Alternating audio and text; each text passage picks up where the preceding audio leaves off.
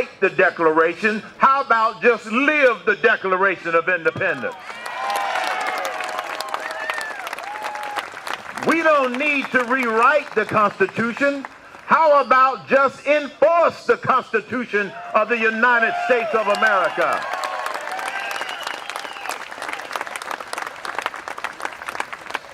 And when the Founding Fathers said pursuit of happiness, they put it in that order: life, liberty, and the pursuit of happiness, for a reason. We can pursue happiness in the greatest country in the world all we want to, as long as we don't tread on the liberties of somebody else. And we can pursue all of the liberties that this great country provides us, as long as we do not tread on the life of anybody else, and that includes the life of the unborn, which we must protect.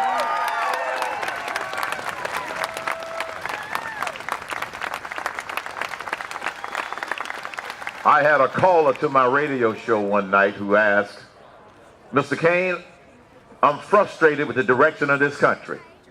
I said, "Welcome to the club." He said, "I don't know what to do. What advice can you give me?" He said, I said, "Do you have a copy of the Declaration of Independence?" He said, "Yes." "Can you find the section in there that talks about life, liberty, and the pursuit of happiness?" He said, "Yes." "Well, when you get to that line, here's my advice. Keep reading. Don't stop there. Because it says, when any form of government becomes destructive of those ideals, it is the right of the people to alter or abolish it." We've got some altering and abolishing to do, and we are doing it.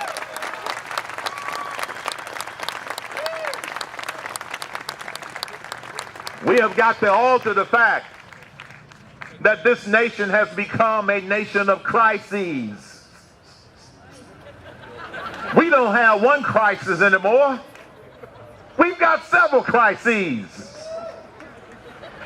We have a moral crisis. We have an economic crisis.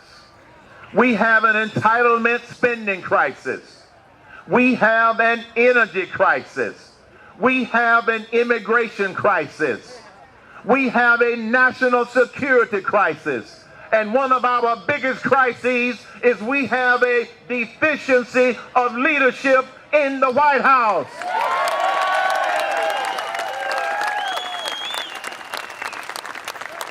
I don't know about you, but I have a problem when the President of the United States goes to Brazil, loans them $2 billion, and then tells Brazil, we are going to become their best customer as it relates to oil. Why don't we make the United States its own best customer and drill here, drill now? We don't need to keep sending money to foreign countries when we've got enough energy right here to become energy independent. We need a strategic energy independence plan. And that's what you would see if Herman Cain becomes president of the United States of America. I'm just saying. I'm just saying. We need some leadership. And one of the other biggest challenges of all of the crises that I have mentioned is obviously the economy. We need to lower the top corporate tax rate from 35% to 25% because we're the only country that hadn't lowered it in the last 15 years.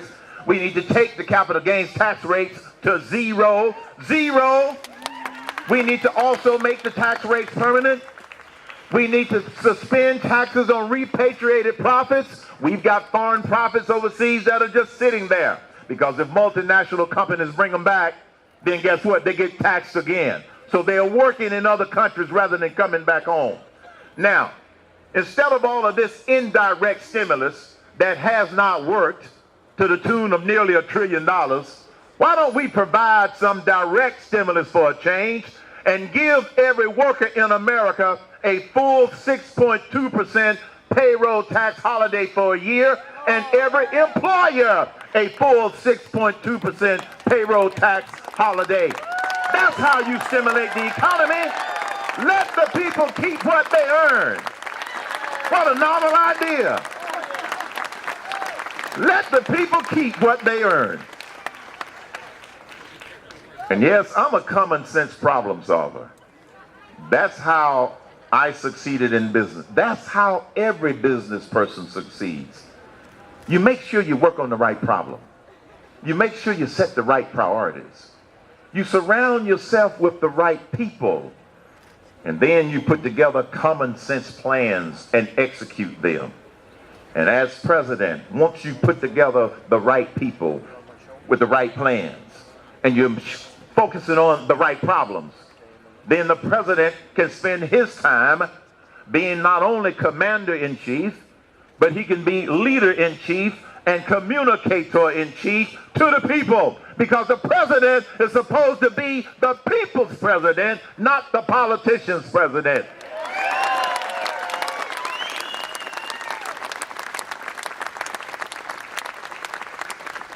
And I'm thrilled to have so many of you all out here today. And you notice we had a few people going up on the sides, making noise. They couldn't get tickets, so that's why they're upset.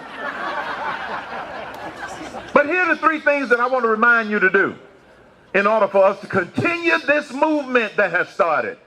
You see, the sleeping giant called We the People has awakened, and it's not going back to sleep. It is not going back to sleep. Now, the people in Washington, D.C., they are hoping that it goes back to sleep. When I do interviews with reporters, sometimes I'll get a cynical reporter who will ask a question. None of the people that are here today, by the way, pleasant company excuse.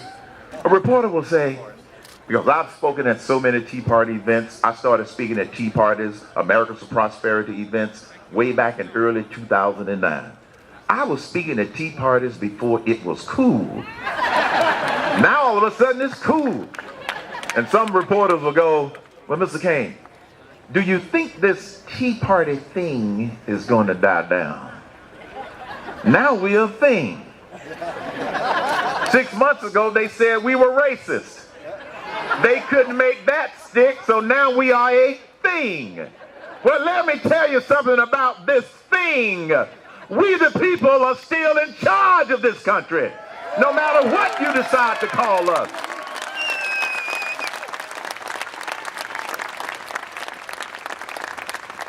So here's what I want to encourage my fellow things to do. Number one, stay informed. You got to stay informed because you know stupid people are ruining this country. We've got to save them and the nation. Number two, stay involved. That's why you're here. That's why I'm here.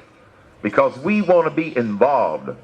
One of the things that inspires me is when you come out to these kinds of events, and when I meet people who will say for the very first time they have never gotten involved in any kind of rally or Americans for Prosperity event, but they are here now. That means that the real people who have been sitting at home are getting involved, and that's going to help save us. And then the third thing that I encourage you to do, in addition to staying informed, stay involved. Stay inspired. You see, the liberals want us to believe that we cannot do this. They want you to believe that November the 2nd was just a flash in the pants. They want you to lose hope that your attendance to rallies matters. They want you to lose hope that some of the potential presidential candidates are going to be scared off by a $1 billion war chest. Well, I got news for you. This isn't one potential presidential candidate that's going to be scared off of $1 billion, because where I come from, in the vernacular of my grandfather, I ain't scared of nothing, including $1 billion.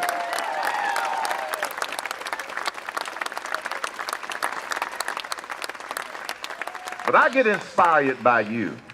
I get inspired by our children and our grandchildren. Because you see, folks, it's not about us.